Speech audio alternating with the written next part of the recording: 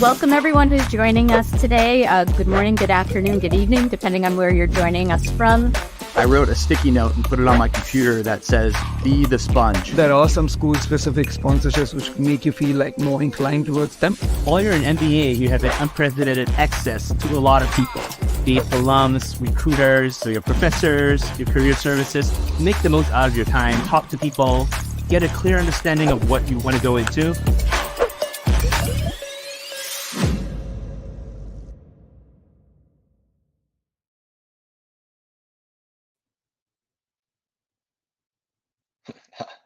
Hi, everybody. Hi. My name is Shimri Winters. I'm from Aringo MBA Admissions Consulting. Before we start, I was just, I wanted to thank GMAT Club for hosting us today. And also, it's a great opportunity to have the MBA Spotlight. It's a great opportunity to participate. So you have a registration link in the chat here. And really, it's a kind of a great opportunity to listen to what other business schools say. Various AdCom reps will be there, various schools, so great opportunities, so take advantage of that. Another announcement is, GMAT Club asked me, please like this video, pass it on if you like it. That will help us spread the word. Okay, let's start. So the topic of this video today is choosing between MBA programs. This is actually a very wide topic, and I'll try and get to it from different angles. It's going to be an interactive session. So if you don't mind, this is a good time for you to kind of tell me who's on the chat today. It's a YouTube live session. I can see you on the chat. And if you can tell me kind of thing, who you are, if you have a GMAT score, what's your GMAT score, what country are you from? And if you kind of know what you're targeting, okay? So there's going to be a lot of acronyms. Hint, that's going to be one of the interactive things to know some of the acronyms. But if you know where you're targeting, okay, so I'm Shimri, I'm targeting London Business School, something like that, that would be nice. I'll talk a bit, but I really want to see kind of some interaction with you guys and to see who's on the chat today. And again, it's going to be an interactive session, so be prepared with your keyboard. I'm going to ask some questions. There's going to be great prizes for the winners. I might mention their names. That's the prize. But okay, good enough. Okay, let's start. Hello, everybody. My name is Shimri Winters. This is the slide about me. I have an undergraduate in computer science. I was a programmer. And then I did my London Business School MBA. I did it to change my career. Luckily, it worked.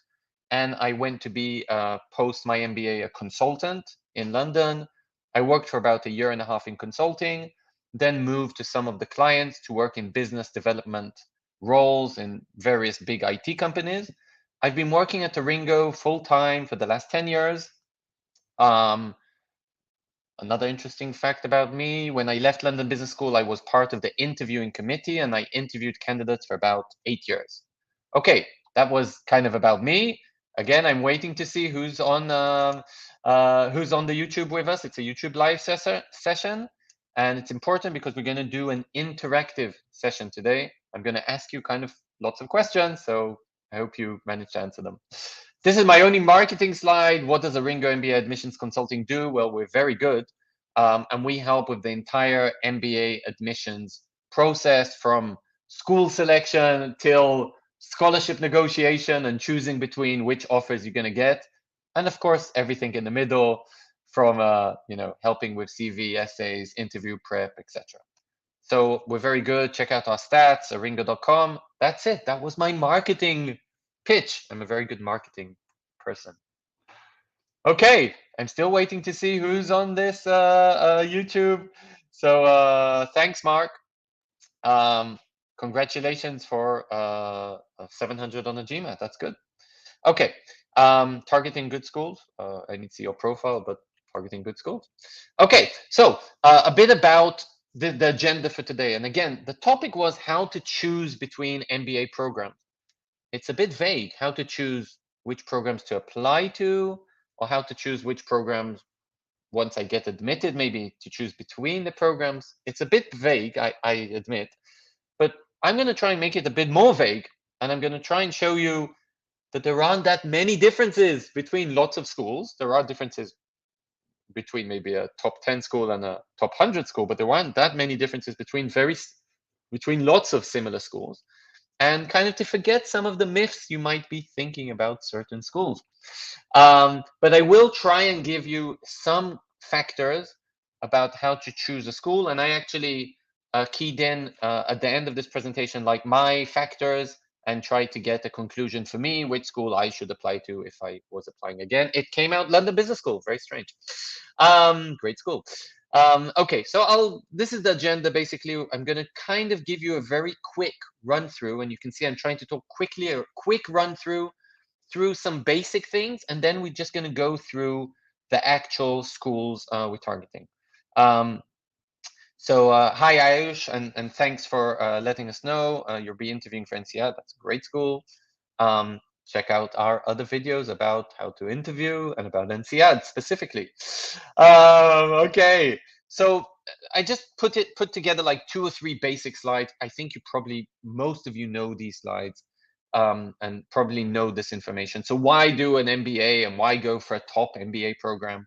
Most of the people I talk to are career switchers. Most of the people, the candidates, they're programmers and they want to be product managers, or they're lawyers and they want to move into kind of business decision roles and not just accompany firms with legal advice. They want to maybe give advice or even lead some kind of business decisions. There's also accelerators, which are not career switchers, but they just want to be higher up within the industry or the company that they're in today. And of course, future entrepreneurs. All these are great reasons to go and do a top MBA. I love this reason, me time. It's very hard to put on it some money, or very hard to decide how important this is out of the factors of going to do an MBA. But it's 1 or 2 years of full-time, amazing experience. So I'll just continue. This is my last slide of general information. So let's say I've persuaded you. You want to go and do a top MBA program. What do you need to apply? So first of all, there is a prerequisite, usually, of having an undergraduate degree. I've actually had quite a few, so probably 2 or 3 every year exceptions. I have a great Cambridge applicant this year who got into Cambridge without an undergraduate degree. I have an NCAD applicant who got into NCAD without an undergraduate degree. So this is possible, but again, that's obviously not the norm. So talk to me later if you want to discuss that option. But usually MBA programs will look for an undergraduate degree, and there's a minimum of 2 or sometimes 3 years of full-time post-undergraduate degree work experience. If there's a specific case why you worked before your undergraduate degree, for example, you went to the army when you were 18, but then you went to your undergraduate degree at 25, that's fine as well, because that's full-time work experience. But they look for 2 or 3 years of work experience, which isn't in parallel to your undergraduate degree. And then if you have those minimums, you can definitely take the GMAT or GRE. And if English is not your mother tongue, or you didn't study in an English-speaking undergraduate degree, again, depends which university, they have different rules, you might need the TOEFL or the IELTS. Once you have those prerequisites, you can apply to any MBA program in the world, as long as you pay the registration fee. I mean, they all have a fee. And then you actually apply, which includes the online application, basic details, sometimes some questions, some essays, your resume, and some recommendations. So that's the application process. By the way, working with us on this process can take something like 3 months. So if you're planning to apply in round 1 this year and it's 3 months to round 1, talk to us yesterday. This is the time to apply. By the way, my contact details are in the end. You can shoot me a line anytime with your profile, and we can take it from there. Okay, that's it. Now, I did promise this is going to be an interactive session. There are so many acronyms in the MBA world. I learn new acronyms every day. So you might be hearing a lot of kind of these acronyms, M7. These are kind of basic ones, so I'm not going to ask you, but wait for the next page for me to ask you about some acronym. So M7 is kind of a definition for the top 7 schools in the US. I've mentioned them here. They're not necessarily ranked the the top 7 schools in every ranking, and we'll talk about that in about 2 slides. But they're usually the top 7, the more sought after schools that my candidates will ask me that they want to go to.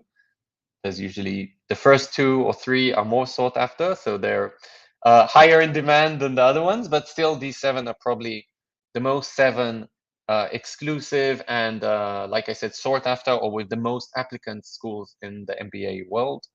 And then there's all different, T10, T20, T15, so that just means top. Okay, now according to what ranking? Who knows? I've counted something like 20 schools in the top 10, so we'll talk about that. But if someone just says T10 or something like that, just know what they're talking about. I've seen this quite a lot on GMAT Club, HSW, so that's just people referring to Harvard, Stanford, Wharton, okay? Ivy League. A lot of people call me and say, listen, I just want to go to an Ivy League school. Ivy League is actually great. It's it's a great athletic conference of 8 private universities. Minor detail, it just means nothing in the MBA world. A few of the schools like Brown and Princeton don't even have an MBA. Some of the Ivy League MBAs are not considered top 5 or top 10. So it's actually less of an acronym that is important. Okay, I hope you'll remember we have an interactive session. I hope you remember. Guys, this is just for fun. I'm going to drink my coffee. You let me know what EA or ED means. This is going to be my 5, 4. I'm drinking my coffee.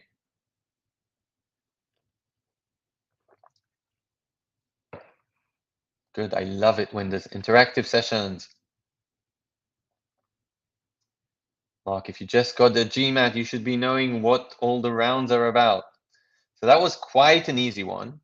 And this just refers to rounds. So most schools have a round 1, round 2, round 3. Some have round 4 or 5, depends which school.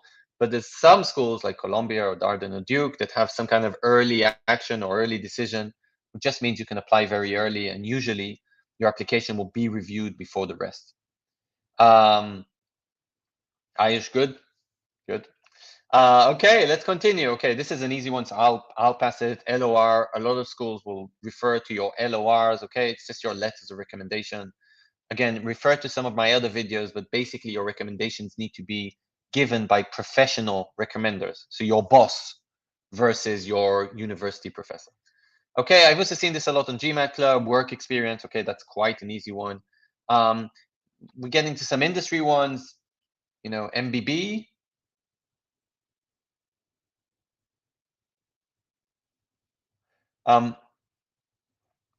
Great. By the way, there's some more. You can keep asking questions on the forum. On the chat. I will actually see the questions and address all of them at the end of the session. So there's some questions that I might address during the session if it's relevant. I'll definitely address the over 30 question at the end. So keep asking questions. NCR tips. That's maybe a different video. So MBB. A lot of people. Correct, Muhammad. Nice. A lot of people want to go to consulting post MBA, and this is considered the 3 most exclusive consulting firms. By the way, I also put IB, investment banking, PM, product manager. Okay, if you know what you want to go to, which industry, which companies, know the acronyms. Okay, LDP is a leadership development program, less important, but again, just some acronyms. Big 4, usually people do know, which is the big 4 consulting firms. EQ, again, is the difficult one. It actually means emotional intelligence. Sometimes your recommenders are asked to give their review about your emotional intelligence. And my last favorite acronyms, who knows what are these? How will I even pronounce them? GAMAM or GAMAM or MAMA. I love these acronyms. Or GAMMA. So I've actually only discovered these 3 lately. The FAA and G I've seen and used in the last 2 years, so that's a bit more common. Does anyone have any idea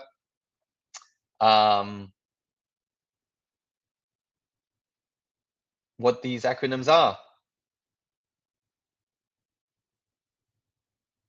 And I see there's actually 2 questions about more than 10 years of experience, over 30. Please Google YouTube Google my video, MBA over 30. I actually have a whole video about that. let's continue here a bit. So if you know these acronyms, they're really complicated. Exactly. So well done. I'm not sure what your first name is, but well done. Cartesian. Sorry if that's not your full name, but you're right. Okay, and here you're right as well. Great. So these just mean like the top technology companies. Okay, and there's so many acronyms because is Facebook or is it Meta, right? So is it an F or is it an M? And usually it's Apple and Amazon. Those are the A's here. Microsoft is another M. In FANG, I think N is Netflix. Okay, and then it's Google or Alphabet, right? So there's another A.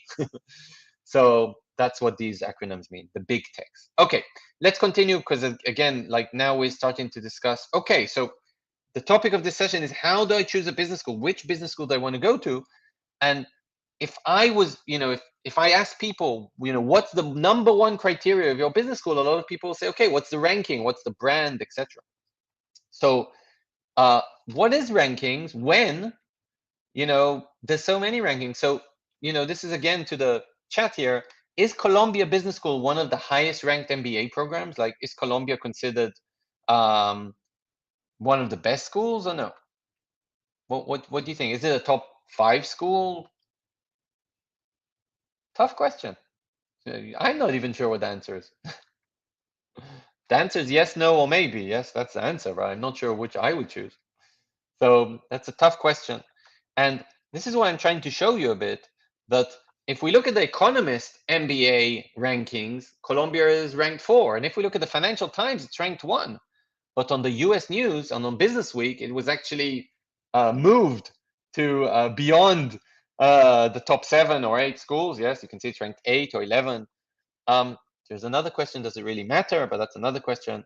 Same question for Cornell. Okay, Ivy League school, right? New York, Ivy League. Sounds great. Is it a top 10 school? Well, according to the Financial Times and Forbes, yes. According to some of the other schools, it's maybe a top 15 or top 20 school.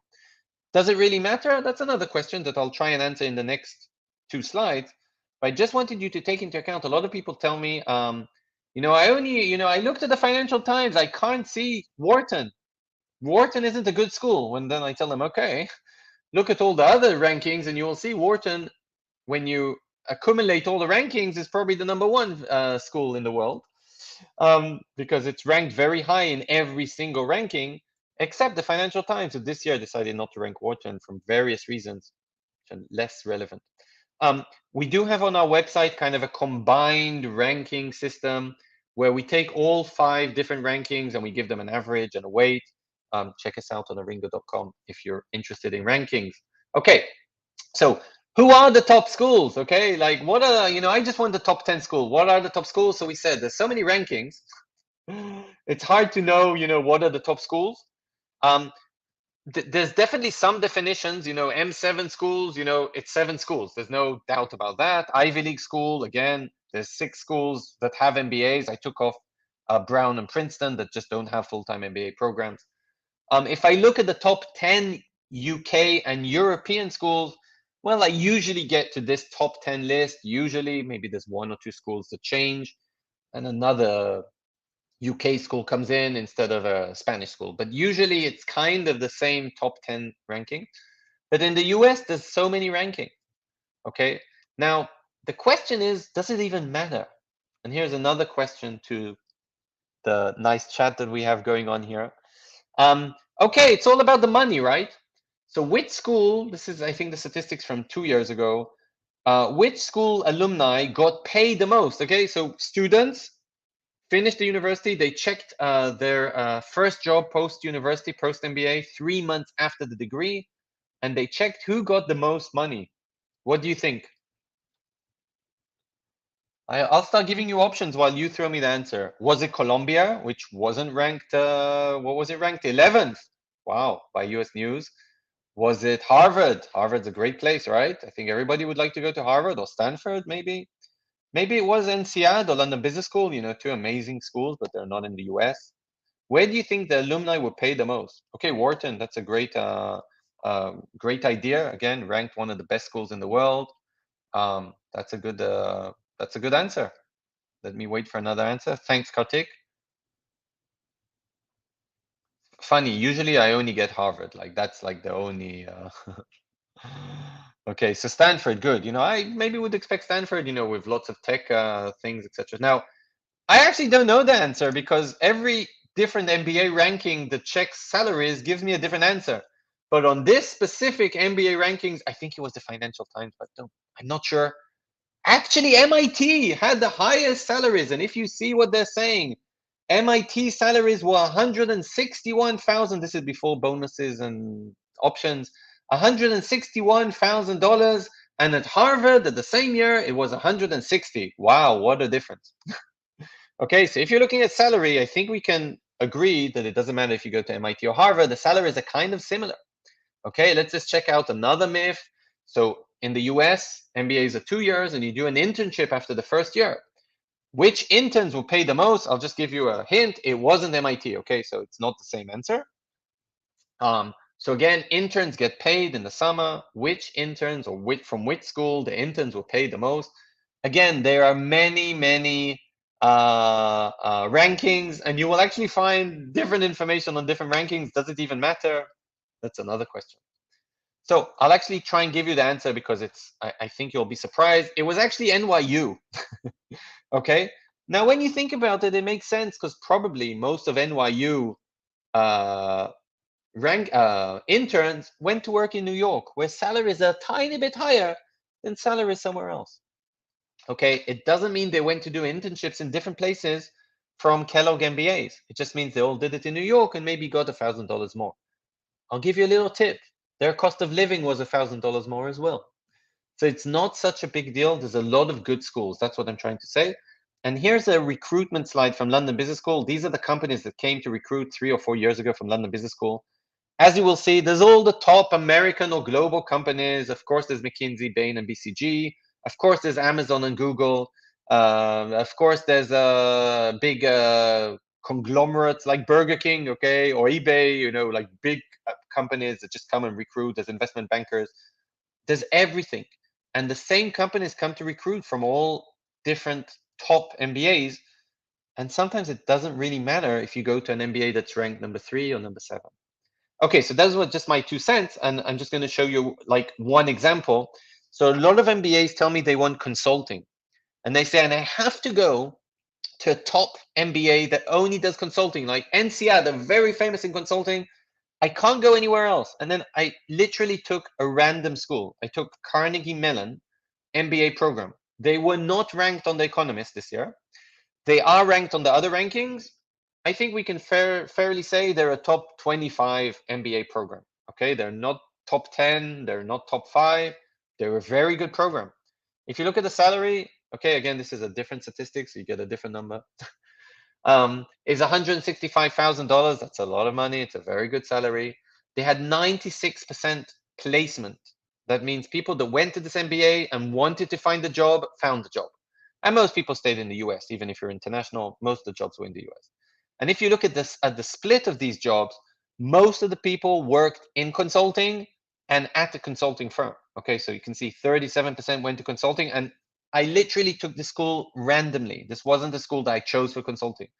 And if you look at the top 5 school, I think you will see very, very similar industries. You will see consulting usually first, technology starting to grow and grow and grow in the last 5 years. Amazon, Google, Facebook, they recruit a lot of MBAs, Microsoft. And so the technology sector is growing, finance is going a bit lower, and then there's kind of everything else. And I think you'll see very similar percentages from a lot of top schools. Even if you look at IES Barcelona, very different than Carnegie Mellon, I think you will see very similar kind of numbers. So question is, does it really matter to go to a specific school? I'm trying to convince you that not. Okay, so how do I choose a program? So this is again for the chat. I'm going to drink my coffee and you're going to answer. What is the top factor for you? Okay, if you want to be advanced, give me 2 factors. But when you come to choose between 2 MBA programs, what is the top factor? Okay, is it the price of the MBA program? Is it the prestige? Is it I don't know, you tell me. Is it the cafeteria's lunch?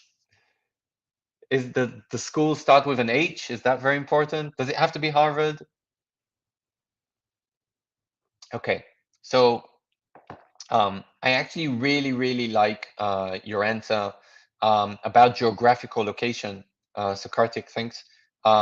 Because geographical location is a very important factor in my eyes. Okay, placement is another one, very good one. Vibe, I never ever got that answer. That's such a nice answer, Vibe. Okay, so a lot of times when I speak to kind of professionals from my industry, sometimes fellow consultants, usually from other firms, I get kind of, oh, the school brand is very important. I don't disagree. I think it's very important. And then they give me some kind of sentence of, where do you think your aspirations will be served? Okay. But I just showed you a slide from London Business School with the exact same recruiters that would come to Duke, that would come to UCLA, and that would come to NCAD. So I'm not exactly sure how do I even address that career aspirations. Okay, again, if you have very specific career aspirations, I agree. That comes to location, because maybe you really want to be in California. But again, if you just have general career aspirations, I want to be a product manager or I want to be a consultant, you know, a lot of tech firms and a lot of consulting firms recruit from all MBA programs. So this is the way I like to look at it, and this is kind of our Ringo 5 factors for considerations. There's many more, and I'll show you more, but these are, I think, the strong factors. I think absolutely the first factor is location. Okay, where do you know? It's so nice to go to Harvard, but if you don't want to be in the US, why would you go to Harvard? Okay, so think about the location during your MBA. And as you saw in Carnegie Mellon, most candidates will probably stay in the same country or in the same continent if it's Europe post MBA. So if you don't want to live in the US, why would you go to an American school? It just doesn't make any sense. Don't go to an American school if you want to study, if you want to live in Europe. And vice versa. NCAD was ranked #1 in the world at 4 out of the last 5 or 6 years in the Financial Times MBA ranking. But why would you go to NCAD if your dream is to live and work afterwards in the US? I'm not saying these crosses are not possible. Of course, 15 or 20% of NCAD alumni, I haven't checked, but something like that, go and work in the US. But how many of them were American? How many of them work for American companies to begin with? There's a lot of statistics which are hard kind of to get out of. There's so many other factors. So definitely go according to location. The second factor is definitely school ranking. I agree 100%. School ranking is very important. You don't want to go to a lower ranked school if you can go to a higher up school. On the other hand, I think I tried to show you before that there isn't a clear definition of what is a top 3 or 5 or 10 school or even top 20. And I hope I tried to show you a bit in the salaries, and I have lots of data about this. Contact me and I'll send it to you. That salaries are actually quite similar between, top 15, or sorry, 15 schools which are in the top 10. So ranking is important, but again, if a school is ranked 3 and a school is ranked 8, not such a big deal. Another important factor, I think, is the length of program. Most of the schools in Europe are 1 year. Most of the schools in the US are 2 years. If you don't know what you want to be when you grow up, and you're going for an MBA to kind of rethink your whole future, and you want to take your time and you want an internship, NCAD's 10-month program might not be for you. But if you know what you want to be when you grow up, and you know you want to be an investment banker, and you know you have a bit of experience in that, and you don't care about the internship, then maybe you don't need to go to a 2-year program in the US. Okay, so again, if this is, I was taking location out of the factor, which I don't want to, but length of program is important. Obviously, cost is something important. So let's say I get into 2 programs, one with a scholarship, one without. Yeah, I should factor that as well. And I'm really happy with the gut feeling, okay? Because I speak to hundreds of people a year. And when someone tells me they want to go to Oxford and they've dreamt about Oxford, why should I argue with that? Oxford's a great school. Go to Oxford. And even if you can't kind of explain, you've always wanted to live in London, go to London Business School. That's fine. Definitely factor that in. I put here happy wife, happy life. I think that's an important phrase to whoever has a partner. If you have a partner and he or she won't be happy throughout your MBA, you will be miserable as well. If you'll be miserable, you won't maximize this experience. So your partner needs to be happy. Does your partner need a working visa? That might be an issue in some of these countries. For example, the US, partners don't always get working visas for international candidates. Does your partner need to be in a big city? Maybe your partner doesn't care. Okay, so I think that's important. I just factored that into gut feeling, or we could have called it additional factors. Maybe your family have a home in France. So I think these are the 5 factors. Obviously, each of you need to put a different weight on each of these factors. Okay, I'll show you my weight in my next slide. But there's a different weight on each of these factors. Some people will say, listen, I just care about the school ranking and the cost of program. I don't care about the length. I don't care about the location. I don't have any gut feelings, and I'm traveling alone. It's fine. Put 50-50 on those two. Some people say, listen, I don't care if the school is ranked number 1. I'm not going to live in Chicago. It's minus 30 degrees there in the winter. I only want a warm place. I'm only going to San Diego. So they less care about the ranking and they care about, the weather. I don't know if that's location or gut feeling. Okay, so you need to decide what you want to put in each, what's the weight for each of these. So let's continue. And again, keep asking questions on the chat. I will try and address them at the end. There's a whole Q&A session. We only have about 3 or 4 slides left. That's why I'm trying to talk quickly. So of course, there's other factors as well. I'm not ignoring school culture. Vibe, I love that. I don't want to mention schools that I don't think they have a good vibe, but I actually spoke to a candidate from, not candidate, he's a student at Kellogg a few weeks ago, and he's having the time of his life. Like he said there's a great vibe between the students, very collaborative attitude, everybody's helping each other. He wasn't feeling when it was the recruitment season, he wasn't feeling that people were kind of competing. He felt that people really genuinely tried to help him get into, he went to work at Google, help him get into his product management position. So maybe vibe, maybe if there's a specific recruiter, I don't know, if you really want to go to Uber, that's not a huge recruiter. Maybe they only recruit from California schools. Teaching methods, most top schools teach with case study method, and I'll try and show you some differences. Maybe class size, average age, fine. I don't disagree that these things are important.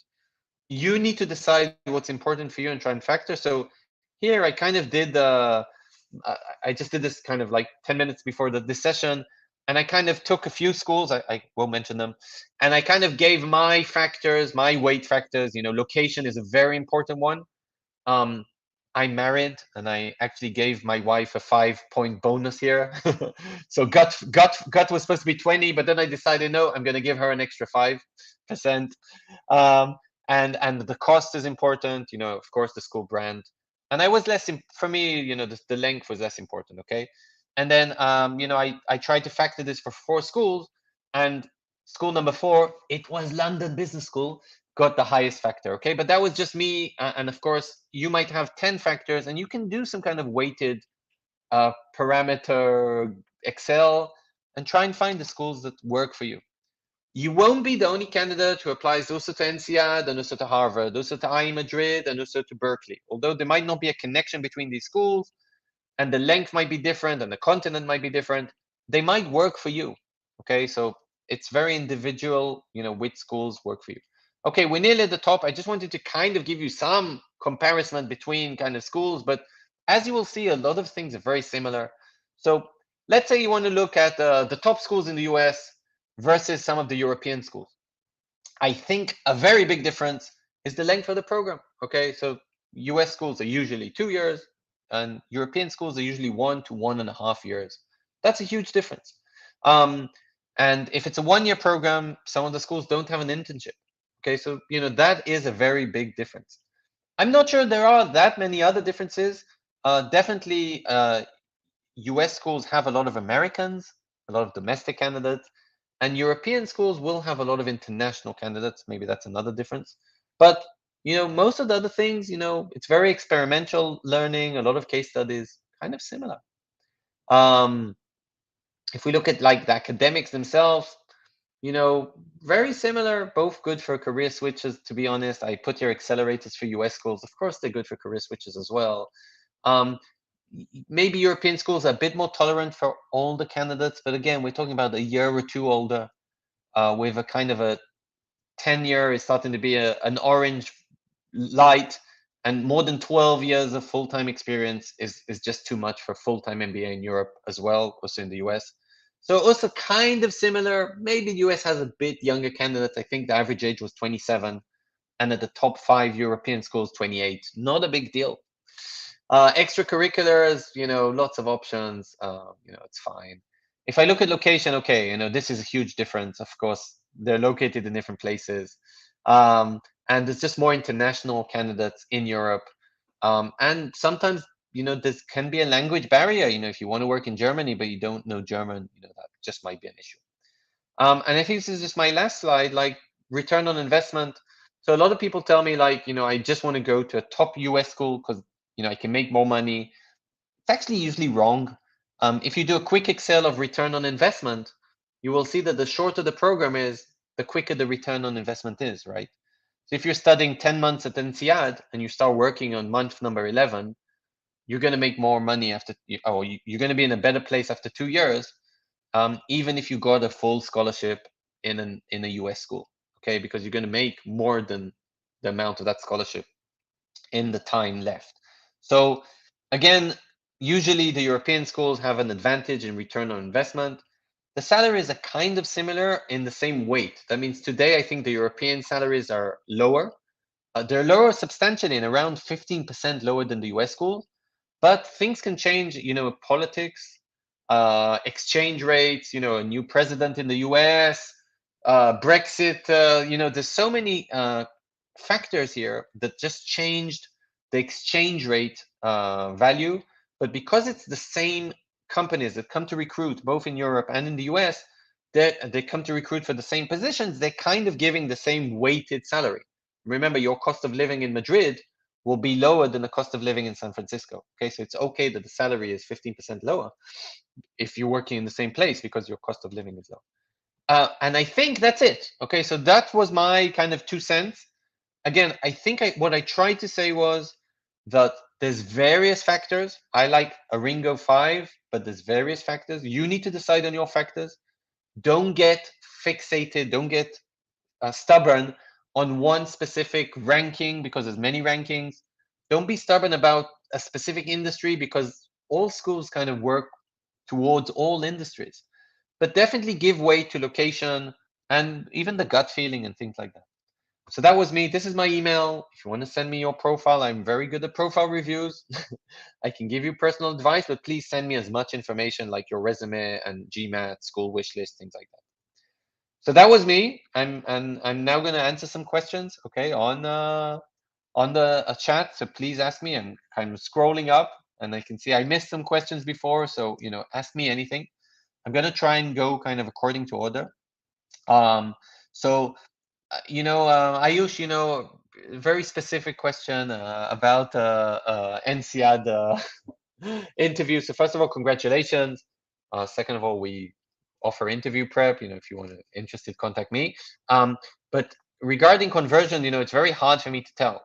Basically, the school generally globally has something like 50% conversion rate in interviews. At Taringo, we had over 80% acceptance rate to INSEAD, including the interviews. So obviously our rates were much higher.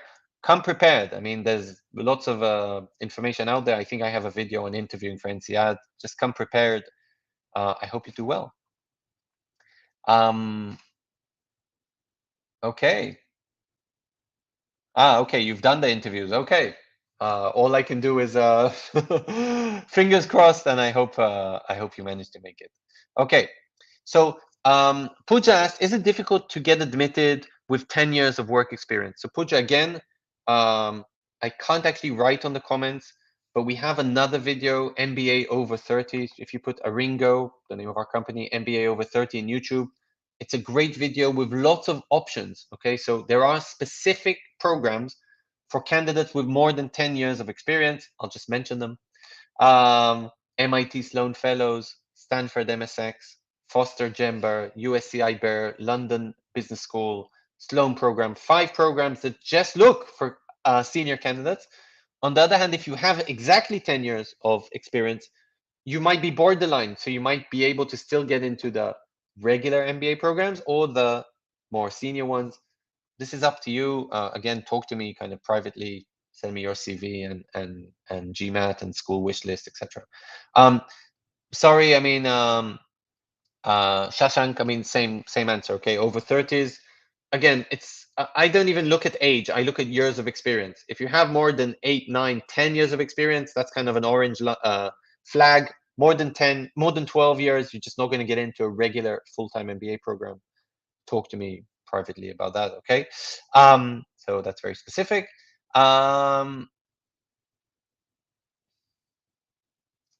Okay.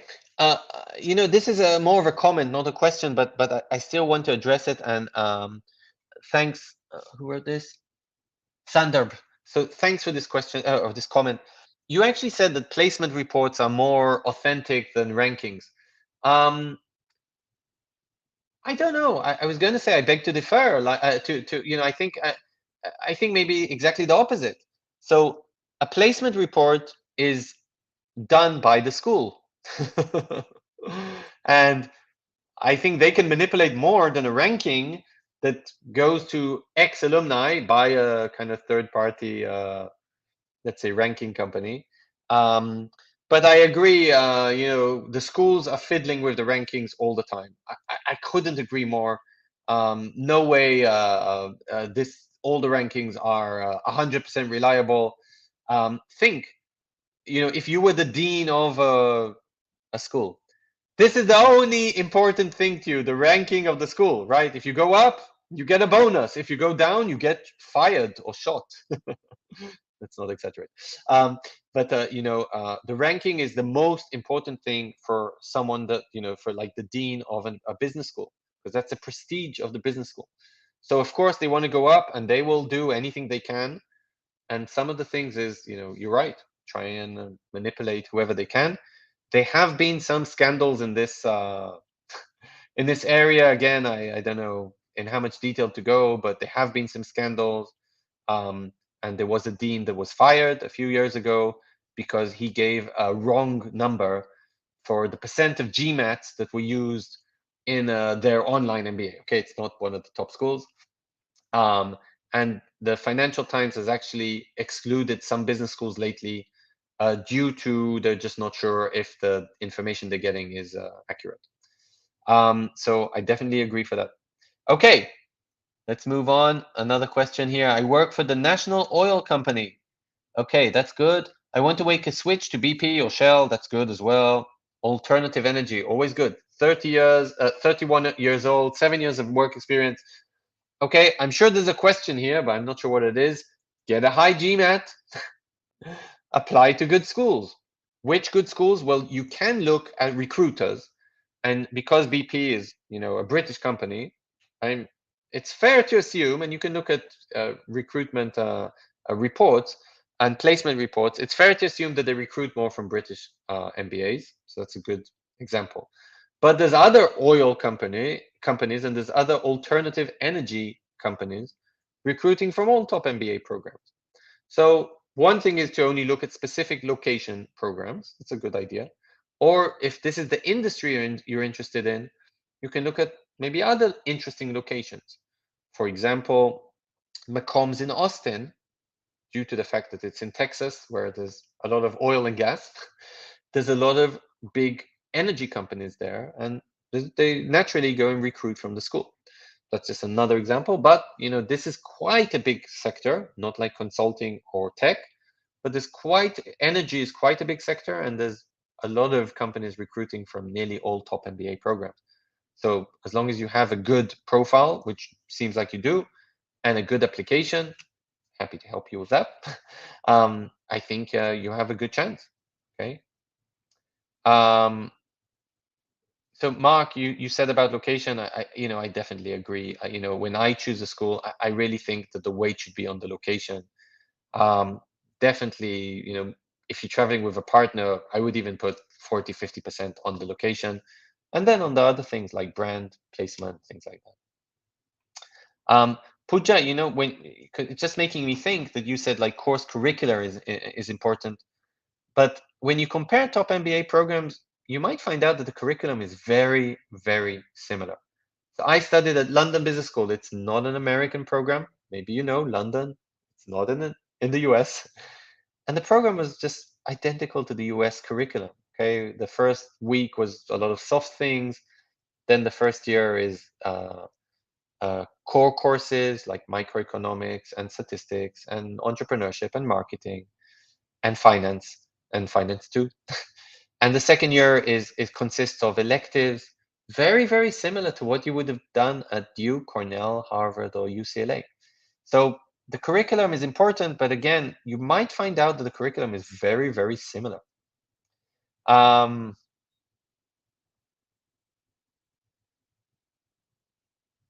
Okay, so Hazma, Hazama said something nice that he knows someone, and he refused to go to a certain school because he felt the vibe was less good. Okay, fine. Again, this is something which is so subjective. Okay, also the word vibe, and also what's important for you. So I work with candidates who tell me, only New York. I have to be in a big city, only New York. Another candidate will say, just not New York. It's so expensive. It's so loud. I just want like a smaller place.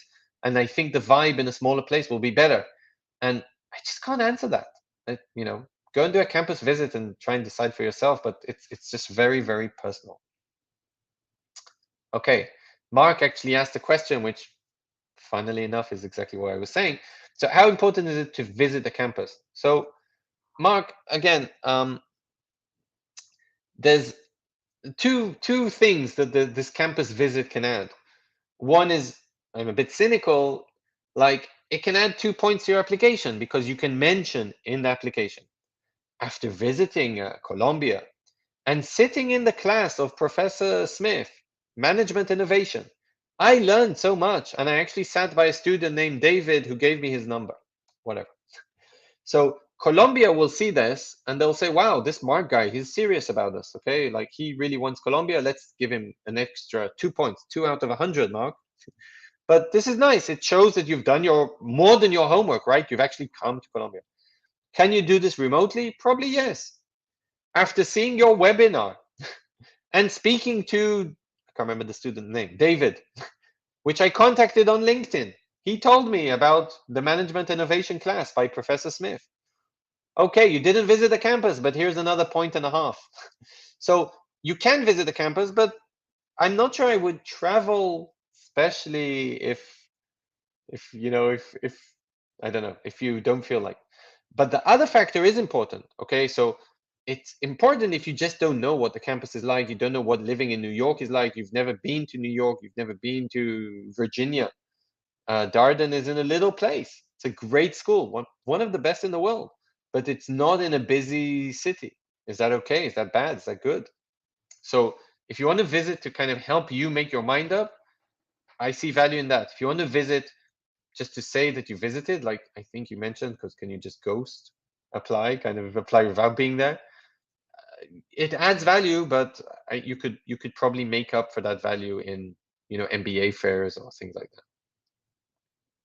that. Gut feeling has suddenly become very important with visa for partner. You know what? I didn't put the visas, but it all comes, I probably should have had 6 factors. Okay. And the 6 should have been the partner. Because I personally really put a lot of weight on partners. Because if you have an amazing time in your MBA, 12 hours a day, 7 to 7, 9 to 9 at London Business School, you drink a lot of beers at the end of every day. And you just have a great time in the clubs, etc. And then you go home and your partner is waiting with a microwave dinner for 2 with the lights out, and he or she are very sad. That's not going to be good on you. That's going to add also stress on your whole life and experience. So your partner needs to be very happy. You're right. Okay, so age, yes, we kind of discussed that, Pooja. Age doesn't matter, but your number of years of experience matters. So that's important. Thank you, GMAT Club, for mentioning. Yes, you can definitely have a free consultation with us. Check out our website. Again, send us as much information as possible. You have my email, like resume, GMAT, school wish list, question list, so we can help you as much as possible. Okay, so here's a very specific question by Azama. I'm looking at applying to early decision to Colombia. That's a smart decision. If I don't get accepted round 1 or 2, but do get accepted to another top program, is it worth applying to a dream school or settling? What a question. Such a good question, which I have no idea what the answer is. I love this session because usually I do other sessions which I have very clear answers. But here, most of my answers will be trust your gut feeling. So I think what you're asking is, if I don't get into my dream school, is it worth waiting a year and applying again? Or should I settle and go for my backup school? What's the answer? I'm trying to do my strange face. I don't know. Okay, you need to decide what do you prefer. Okay. Strangely enough, I think I have every year one candidate, that gets into an MBA program and decides not to go there. And he kind of says, yes, if you like the video, please like it. It helps GMAT Club publish it. So thanks. Every year I have a candidate that kind of gets into school and then doesn't go. And I'm like, so why did you apply to X school for the first place? And he says, yeah, it was my backup. So I'm saying, okay, but you got into your backup. Why aren't you going? He says, because I want to try my #1 school again next year. So don't do that. It's silly. If you only want Harvard, only apply to Harvard. There's no point in applying to a second school if you're not going to go there. Okay, so you need to make that decision. Again, use whichever method you want, the Excel I showed before, or your gut feeling, or flip a coin. But don't apply to schools that if you get into them and you don't get into any other schools, you don't want to go to them eventually. Okay. Okay, Mark, send me your resume and question list. Okay, you have very good questions, and you should go at 700 GMAT. That's good. I'll try and help you as much as I can. I'll just say that Mark asked about if he knows someone or has a relative that went to school. Can that help? So, definitely.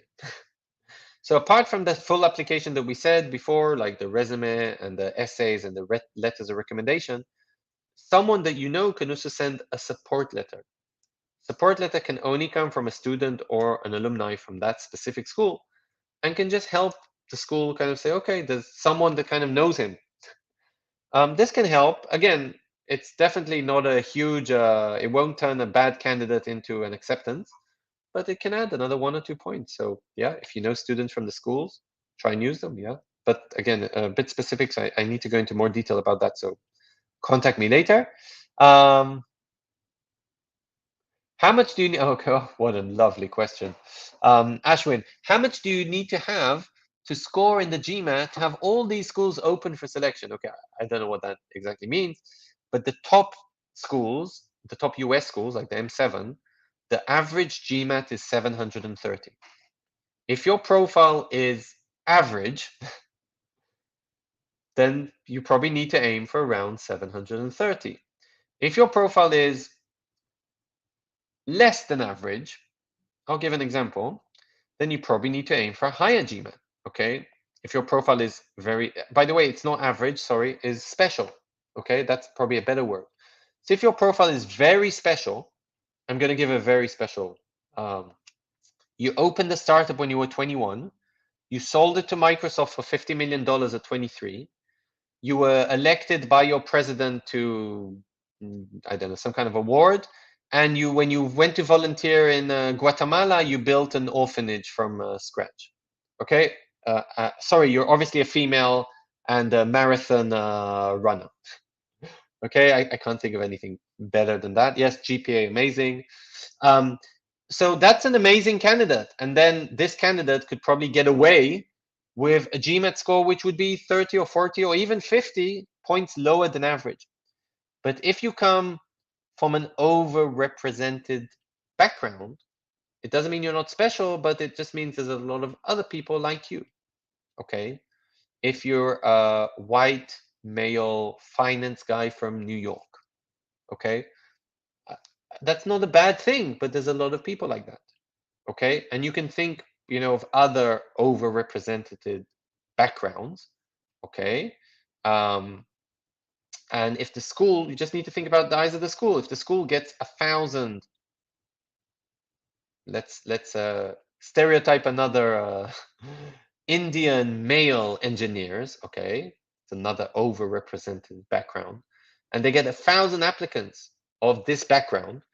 They can do something very simple. They won't say they do it, but they can do a cut in the GMAT, and they can say, okay, whoever gets less than 720, 730, why should we look at them? We have 500 candidates with a higher than the average GMAT. So again, it really depends on who you are, what your background is, how special you are to the school, and then again, can you get away with a GMAT which is a bit lower than average, or does your GMAT need to be a bit higher? Is your professional experience more interesting than the average candidate? Have you progressed at work faster? Did you get a fast track promotion? Things like that can differentiate you, and then you can get away with a lower GMAT than other candidates. We have another video about getting accepted with low GMATs. Again, that's one of our specializations, so check that out. Okay, Pooja, wow, good questions. What's the difference between private and public universities? So first of all, most top MBA programs in the world, in the US and in Europe, are in private universities. Okay, so there isn't a big difference because you won't see many public universities. Nevertheless, there are a few public universities. University of Washington in Seattle, Foster MBA, very good MBA program in a public university. What's the difference? No difference. I think you can ignore the word private or public. Look at other factors. If the MBA is cheaper, it's not much cheaper at Foster. If the MBA is cheaper, that's a factor of cost. But the fact that the university is private or public, I see no relevance in the MBA world. Okay, maybe in other degrees, but not in the MBA world.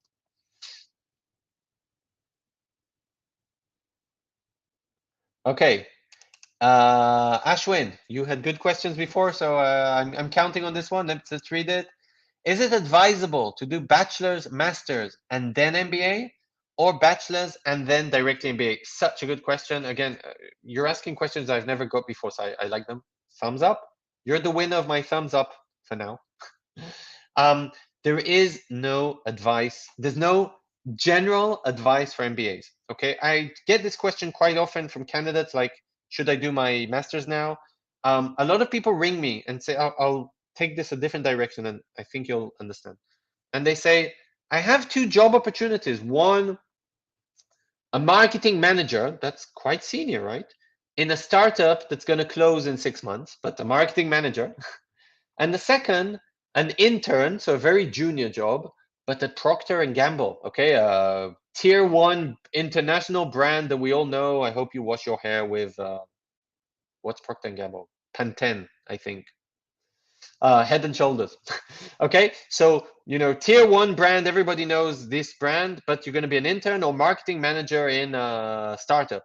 And unfortunately, my answer is both are great. It really depends, about the rest of your profile. And again, both are great. There isn't one profile, and schools look for a diverse class. They don't just look for one kind of profile. So there's just no right answer. And it's exactly the same with your question. Should you do your master's? If you do your master's, that will make you more unique. I'm assuming 10% of candidates have masters. Okay, so that already puts you in the bucket of 10%. On the other hand, if you don't do your master's, you might have time to improve your work experience. You might have time to improve your extracurriculars. You might get a faster promotion. You might get in anyway without the master's. So again, should you do a full-time master's, a part-time master's? I don't really know. It all depends on your total profile. But schools look at diverse people, so diverse candidates. So some will have a master's and some won't. Again, there's no kind of straight answer. Finally, a very simple question from Priyal. Thank you. Oh, you're my new thumbs up. Forget Ashwin. He's asking very difficult questions. So Priyal, the GMAT is important for acceptance and is very important for scholarships. So again, this is a rule of thumb. It's not true, but a rule of thumb. Most MBA programs will put around 30% or 30 points out of 100, yes, 30% out of your acceptance percentage on the GMAT. So that's a very big factor, yes, 30%. But then when we look at scholarships, it can be a very, very big percentage. Again, I'm not saying if you have a unique background, if you come from a country, Fiji or the Vatican. I haven't had any candidates from the Vatican yet. But I had from Luxembourg, Liechtenstein, I had a candidate. Okay, so I've had candidates like from very unique countries. And the MBA programs would love to add another country to their list. So they would probably be higher up in the scholarship pool.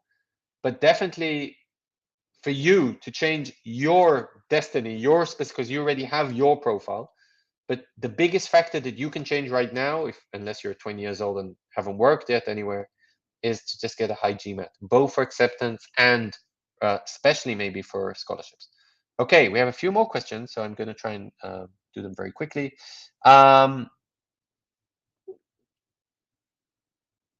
Okay, Osama, great, thanks. You are not good. Colombia's been a childhood dream. I love that. Gut feeling, Colombia, 50%. Okay, that's great. Okay. What about top Canadian schools? Okay. Lots of questions. Canadian based on GMAT, GPA, work experience. So look on our Ringo.com. We have like a top 6, I think, Canadian programs with all the statistics. Yes, if you get a higher than average GMAT, like 700 plus for the Canadian programs, and you have a very good profile, you have a chance to get a scholarship. There's very few full scholarships, just want to be honest. We had last year, I think it was 16 or 18 candidates that got full ride scholarships. Many other candidates got 80%, 70, 60, 50.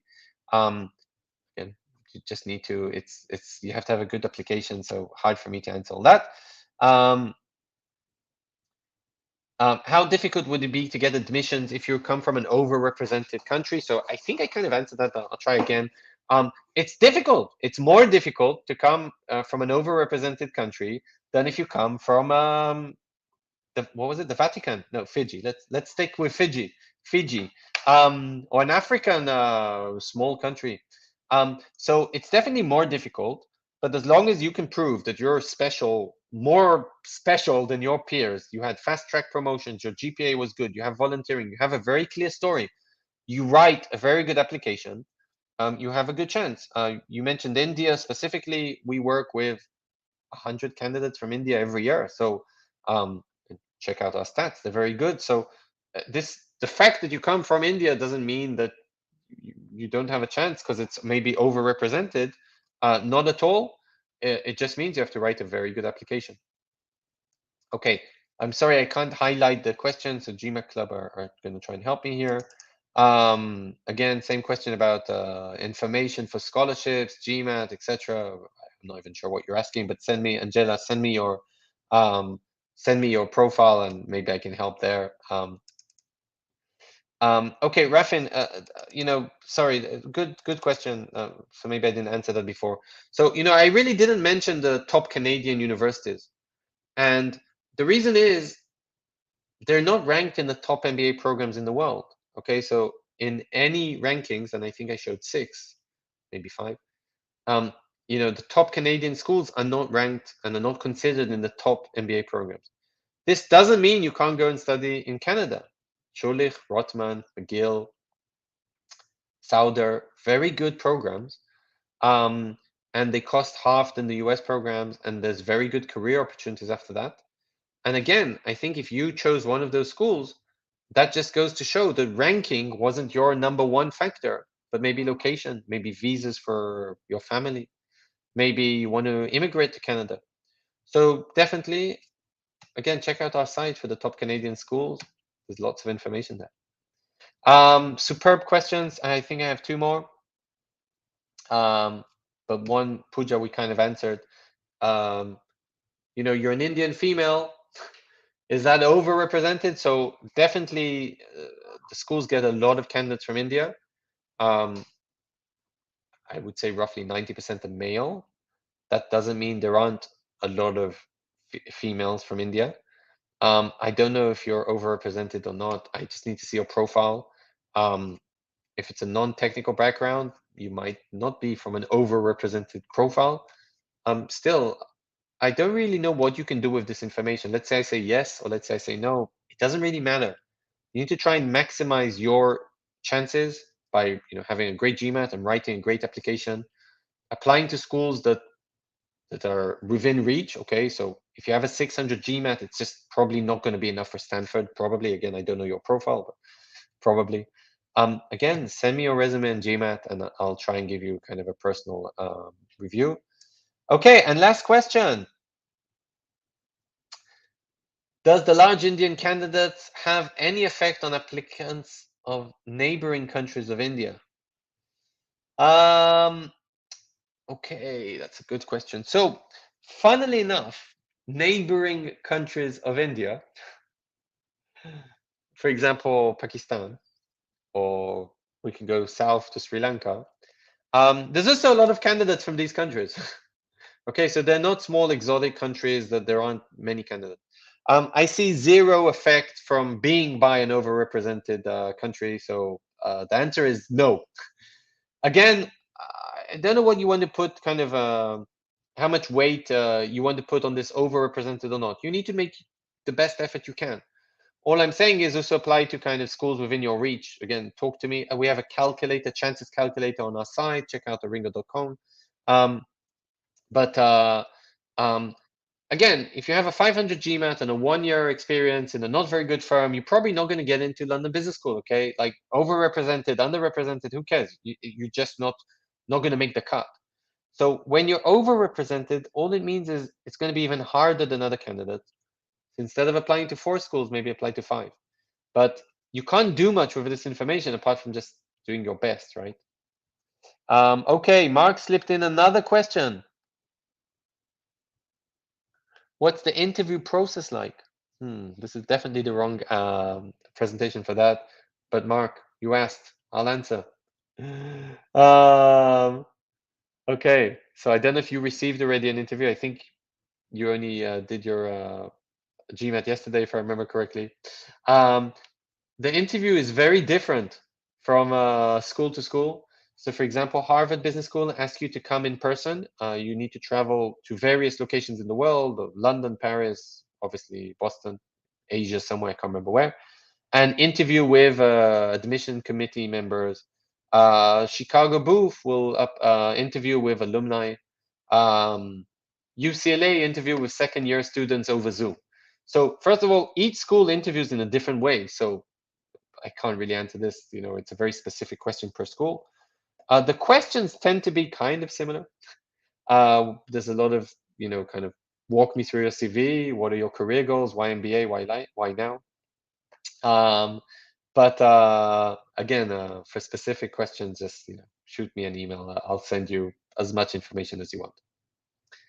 Okay, guys. So again, thank you very much for this this presentation. Thank you for the questions.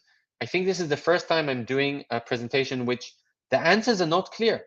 And again, it's very hard to decide between Rotman in Toronto and IE Madrid and UCLA. So definitely not an easy presentation for me and not easy for me to answer your questions. I hope I gave you a bit of insight. Check us out on aringo.com. If you like this video, like it. And see you in the future. Good luck to everyone. Bye for now.